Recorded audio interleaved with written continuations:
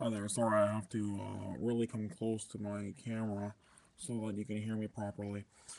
Basically, I want to refute some of the reasons to the causes of what the video stated before. Basically, I guess we could start with, let's start with the native insurrection in the West.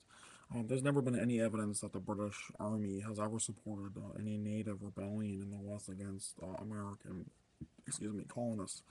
Um, if you look at the geography at the time of the American frontier, it is clearly impossible to connect some kind of overland supply route to Canada. And even if you did, the settlements that were bordering these American states, which were the frontier, were basically uninhabited. I mean, there might be a few pockets of Anglo Canadians, but basically that's it. And they were basically living in the Stone Age. It's just not possible that the British were supporting any kind of insurrection. They could barely even hold on to Canada as it was between their own population.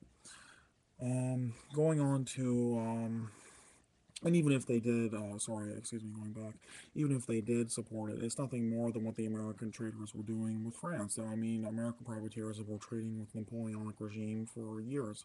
Small arms, provisions, and cannons, and so on. Basically, killing British soldiers with those guns and ammo. This is why, going on to the second point, that the British were extremely pissed off with the American merchant navy, which is clearly unaccountable for their actions, especially when they're taking on ex-British sailors who are extremely skilled in what they do, seeking better pay. And basically, the British Navy had every right to pursue those men and those provisions which were endangering, or sorry, clear and present danger to the British Empire.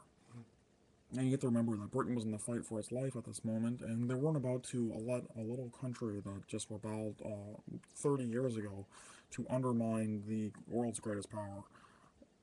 Um, Going on to the land claims in the west of the United States, both countries had an equal claim to Oregon State and the remainder of the Pacific Coast. And I see this nothing more as America being extremely opportunistic in that it saw its nemesis, that being Great Britain, and being tied up in extremely prolonged conflict, which basically destroyed their economy.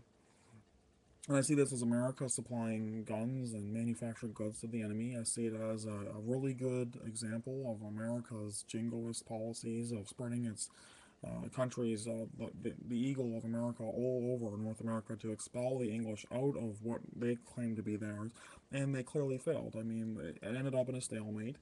When the British were finishing off the French, they came and they finished off you. They burned down Washington with us, the Canadian militia, and you failed miserably. And all of it was for nothing. Tens of thousands of people died because your politicians miscalculated yet another war in your country's history. Um, Basically, I think the entire event was exaggerated by the Americans. It was just nothing more than a 9/11 event, which led to war. You get the American public riled up at the Kentucky riflemen, and basically they were already attacking.